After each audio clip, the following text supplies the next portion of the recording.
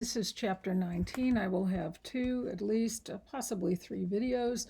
And the part of the chapter I'm interested in is not the last section, but the part on the immigrants. The social life, that part of it, interesting but not vital. I am interested in the experience of these many, many immigrants. And I would call it, at this point in American history, an immigrant flood. We are literally flooded with immigrants. After the Civil War up until World War I, there is just a steady stream, especially from 1890 to 1914. You are talking roughly 1 million people a year. 25 million come before World War I, while up to the Civil War, the entire total immigration was 5 million. So we are literally swarmed with immigrants. The entire population, of course, in America in 1900 was about 75 million. So the very high percentage here of immigrants, much higher than we have today, much, much higher. 1 out of 3 was either foreign born or the child of immigrants. Today, we also have roughly 1 million legal and illegal immigrants coming in, but we have a population of 330-some million people. So today, the percentage is 1/4%, a very small fraction. This is less than 20% of what was coming in per year before World War I. And something to remember, we developed the strongest industrial economy on the face of the earth. And one of the things you need is a lot of workers, and immigration provided them. Okay, so I'm working with slides number 1 and 2 in there.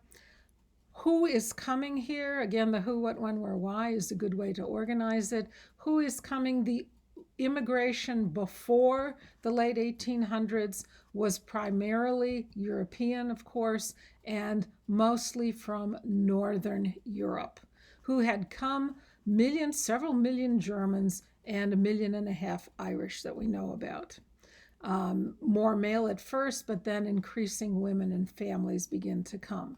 Now, these new immigrants are very different, and therein lies the problem. They were different than the majority of Americans in 1900, and the book does a reasonably good job of talking about this.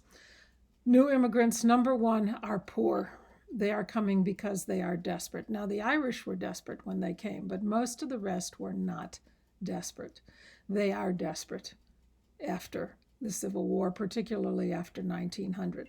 They are coming from Southern and Eastern Europe, not Northern and Western Europe. So instead of Germany, England, Scotland, France, you have people coming now from Poland, from Russia, from Italy, from Greece, from parts of the near Mideast, Lebanon. They are, for the first time, not Protestant. They are Catholic, they are Italian. They may be Jewish, Russian and Polish Jews. They may be Eastern Orthodox, the Greeks, the Syrians, the Lebanese. They were definitely not Protestant, and America was largely a Protestant nation. Very few of them spoke English, if any. Some of the previous immigrants had not spoken English, but the majority were English speakers. So we are flooded with people who are not English speakers, who are much poorer, who are not Protestant, who are different ethnic backgrounds, and in most cases, much darker than those born in America. And that's always a problem in America. We have racial shades here, and the darker you get, the worse it was. Who comes? 4 million from Eastern Europe, 1 million from Poland, 2 million, a lot of those were Jews, but total 2 million Jews come in from Poland, from Russia, from other places, 500,000 Greeks, over 4 million Italians, which says something about what economic conditions were in Italy at the time. Some go to Canada, some go to South America. The vast majority come to North America, come to the United States. It was considered the land of gold. They come to the cities because most of them are destitute and poor. They don't leave the cities. Not all of them, but most stayed in the eastern seacoast cities. For example, New York City had twice the Irish that Dublin had.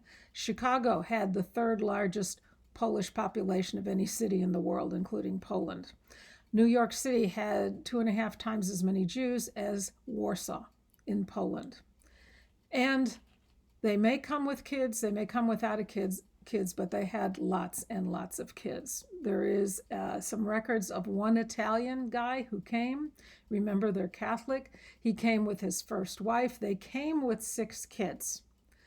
His first wife died shortly after arriving in America. He remarried. He had 14 children with the second wife. So that one Italian family produces 20 children.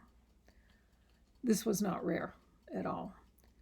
They land on the eastern seacoast. If you look at that map, there is an interesting map, slide number 3. And if you look at that, you will see some very interesting patterns here. You will see that very few go to the south or settle in the south. They are mainly, number one, going to cities because that's where the jobs are, but very little immigration in the south. This is a pattern that is held all the way up until World War II. But there's a very high percentage that, oddly enough, go to Minnesota, the Dakotas, Wisconsin, the upper Midwest. These are largely Scandinavians with some Germans. They go there because there is inexpensive farmland, and also they're used to cold weather. So if you go to small towns, or even some big towns, Minneapolis, St. Paul, Duluth, and the small towns in Minnesota and the Dakotas today, I have been there. I have a son who lives in Minneapolis. You will see Swedish and Norwegian language signs. You will hear occasionally still today older people speaking Norwegian, Swedish, and Scandinavian languages, because this was a heavily Scandinavian area, and it still is. The cities, of course, boomed. Urban population went from 10 to 54 million before World War II. We had many cities that were over 1 million by the time of World War I. Okay, push and pull factors. Why are they coming? First of all, you have them being pushed out of Europe. The population had increased, had doubled by 1850. Resources, land, sometimes even food was a problem. So Europe is clearly overcrowded, parts of it more than others, certainly Italy and southern and Greece as well. Persecution, of course, if you were Jewish. A pogrom is a racially targeted, pretty much genocide, which was done particularly in Russia and Poland, where whole Jewish villages or whole Jewish parts of villages were wiped out completely by their Christian neighbors. Industrialization creates the need for textile factories are the first thing that are a product of the Industrial Revolution. What textiles are they making? Cotton later, but in the beginning wool. If you have wool, you need a lot of sheep. Sheep need pasture. So a lot of little farmers lost their land. They were renting it from large landowners. They were pushed off, and sheep were put on the former farmlands. And all of these people have a nice life here on the road. There's nothing for you to do here. So industrialization created some jobs, but made landless and jobless a whole lot more people. The other factor, of course, wars, drafts, continual wars in Europe. The term of drafting soldiers, if you are a young adult male, 16 or older, 17 or older, the term of service in Russia, in Turkey, was not 2 years. If you were drafted, and they tried to get their hands on everybody they could, you served for 20 years. Also very common in Britain. You joined the army, you were sent to India, you didn't go back and forth. You were there for 20 years. There are people in the British Army who started families and then were in India or other parts of the world for 20 years and came back, and their kids now had kids of their own, and they had never seen their children grow up. So if you are an 18-year-old young Polish man, your options are get drafted. If you're Jewish, you may be slaughtered, or leave for America. And many, many left for America. The pull factor, of course, is jobs. You get off the boat, there are jobs. We are booming in America. There are factories being built everywhere. The wage scale was much, much higher than it was any place in Europe. Europe has an excess of labor. America always, for a long time, had a shortage of labor. So what you were paid 20 cents a day for in Europe, you would make $1.50 a day in America. And this is why people are still coming to America. You can make more money. The voyages were cheaper and easier. It was now less than 2 weeks to make that passage instead of 3 months. And if you were in steerage, and if you saw Titanic, you know the difference between steerage and first class. It cost only $20. So even poor people could scrape together if they sold everything they owned and make the $20 and make it over. Advertising was also a factor. People wrote letters home. Companies advertised, particularly the railroads advertised, come to America, you can grow corn 10 feet tall, et cetera, et cetera. And the railroad would deduct railroad passage from your first wages. So essentially you could get out west or out to Minnesota or Wisconsin without paying a dime. They made it easy for settlers to come. Why are you coming? Because America is a chance. And I'm quoting an Italian immigrant. From the first moment I got here, I realized I am a free man. I have a fighting chance to make a living, and that means everything. Many people in Europe did not have a fighting chance. So the next slides, 4 through 9, are Ellis Island. Ellis Island was the transit station. It was the immigration port. For a long time, there is no restriction on immigration.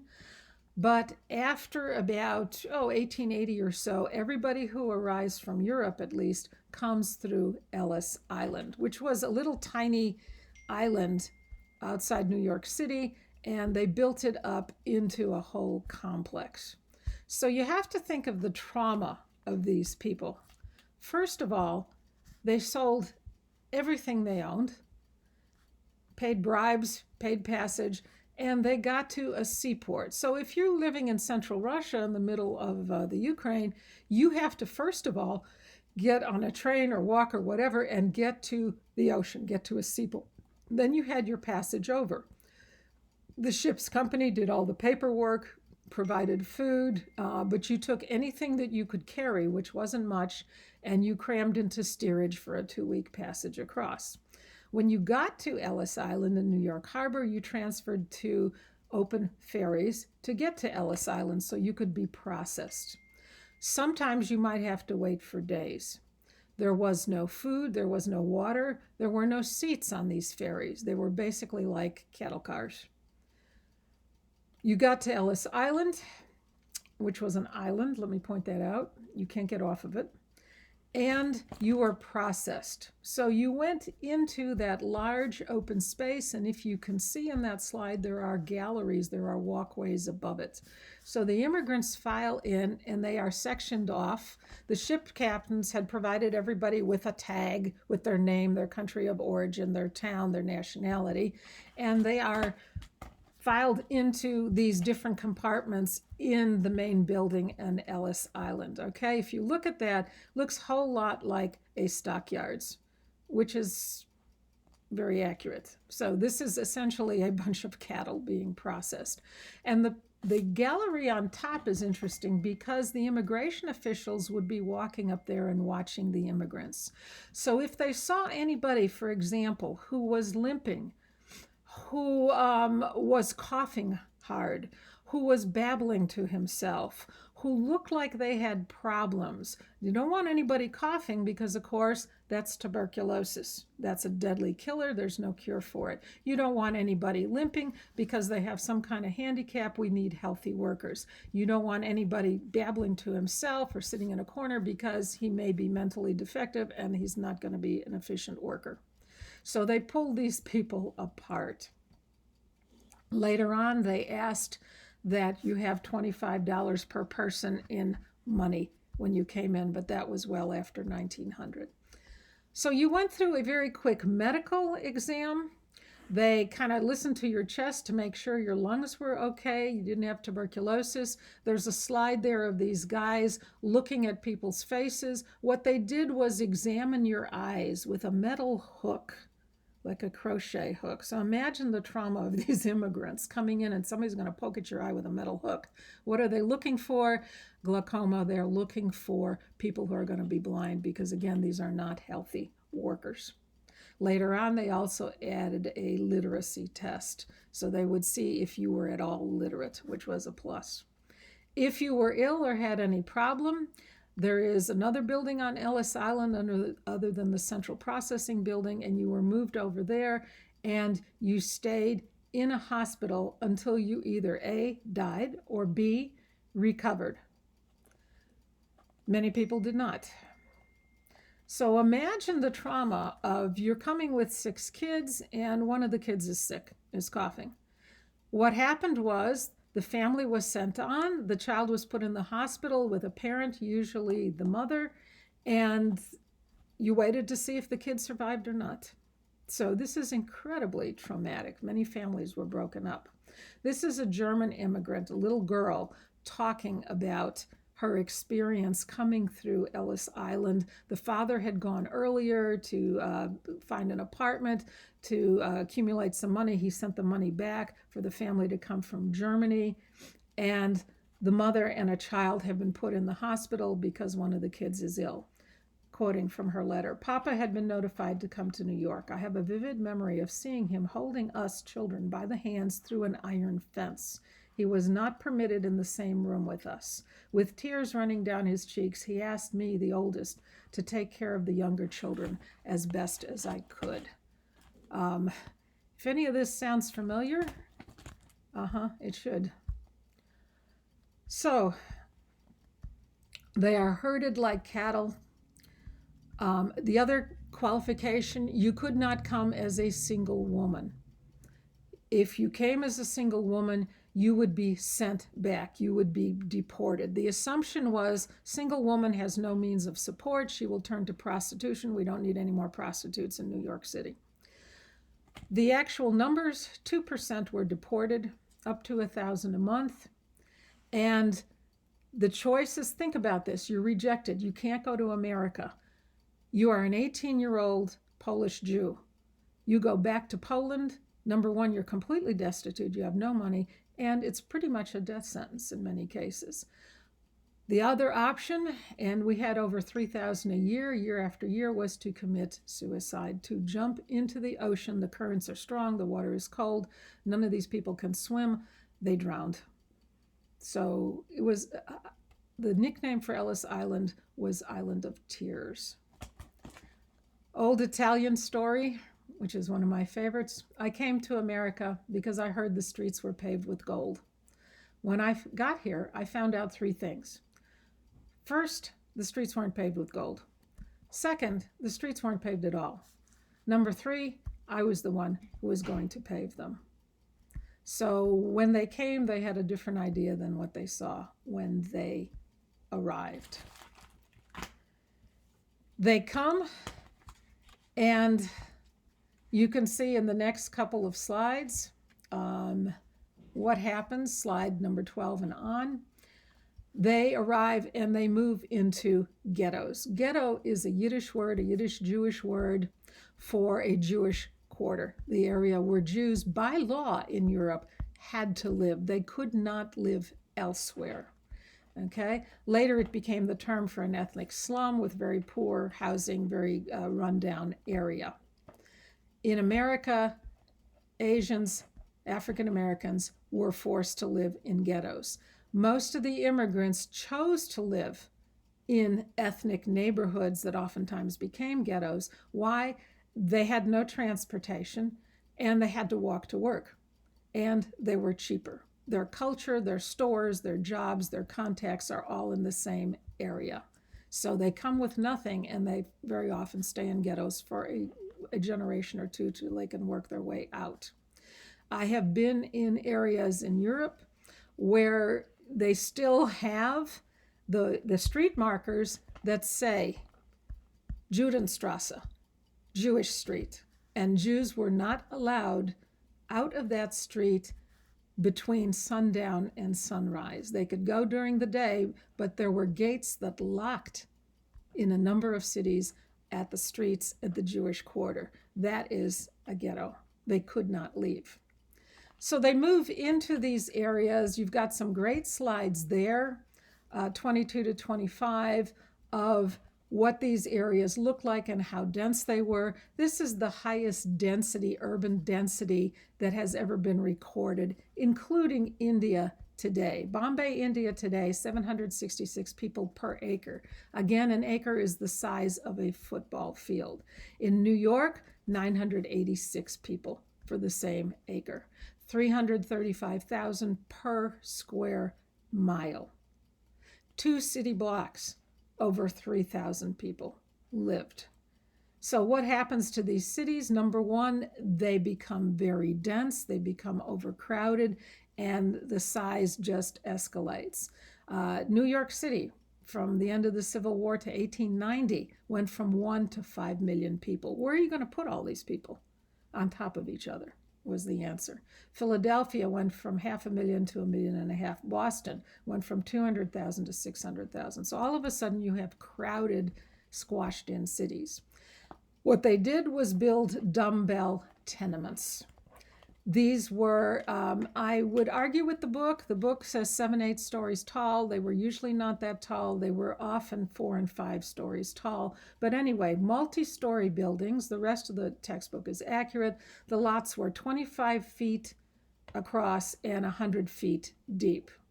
So the whole lot basically was a house. There was almost no yard. They had an inner courtyard, and in each building, on a 25 by 100 foot lot, you would have something like 20 to 30 apartments. An apartment was a single room, and every room had its own stove because that was your apartment. If you're ever in New York, there is a tenement house museum. They actually saved a few of the old tenements exactly as they were, and you can tour these. It's really, really interesting. They had some one-room apartments, and the deluxe apartment was a grand total of 2 rooms. People lived in these until the 1950s. They were still occupied. Each building had roughly 20 to 30 families, so one single building might include 700 people, because many people rented out space to single men as boarders. They provided a place on the floor to sleep and some food. We have, because we have New York City records, we have the records of 60 Romanians who lived in 2 apartments. They worked in shifts, and they slept on the floor in their off shift. We have a Bulgarian family that had 2 rooms and 20 boarders, because a boarder would pay $10 a week. The family could make money that way. If you look at those tenements, you can see right away, some rooms on the ends have windows, about a third of them. Some rooms had a window that opened to the central courtyard, which became pretty much a dumping ground, and about a third of those rooms have no windows, no ventilation whatsoever. In Boston, they tried to do a survey of the ghetto areas, and the Government Commission gave up. They couldn't keep track of what was going on. There were people in basements, there were people in sheds, there were people on top of each other. They couldn't even do it. So you can imagine the problems in these urban slums in 1900. Some of the problems are still there today on a much milder level. They had, again, no government regulation, so anything went. Number one, the sanitation. Apartment buildings had to provide at least a faucet. Remember, there are 20 to 30 families in the building using one water source, and they had to provide 2 toilets, sometimes per building, sometimes per floor. So the next time you complain about sharing a bathroom, think about sharing a bathroom with 40 to 50 other people, which is what these people had to do. In New York City, the water pressure was so low it only went to the first floor. So if you live above the first floor, you have to carry your water upstairs in buckets the rest of the day. Open drains, no bathtubs. If you had a bucket to wash in, that was lucky. And remember, there's no automobiles, so there are horses. So there are hundreds of tons of horse manure on the streets every day as well. This was not usually picked up, or at least not quickly. Since every apartment has a stove, the stoves are burning wood and sometimes coal. These buildings are wooden structures, connect points A and B, and you have a whole lot of fires. So fire hazards were a huge problem. The biggest problem, of course, was disease. Waterborne diseases like cholera, dysentery, chronic diarrhea, and airborne diseases like tuberculosis spread like wildfire. These ghettos, these urban ghettos, had twice the American death rate, coincidentally, also twice the American birth rate. So the population ended up about even. Lifespan of the Irish in New York and Boston before the First World War was 14 years after they got to America. So you arrive as a 20-year-old young man, you are dead at 35. Not too many older people in these ghettos. Particularly tuberculosis. Every city had tuberculosis sanitariums. I happen to know about this. There was one near my house in Chicago where I grew up that used to have a lot of people. It's empty now because now we have drugs. I want you to look at the last picture of those urban plans, the maps.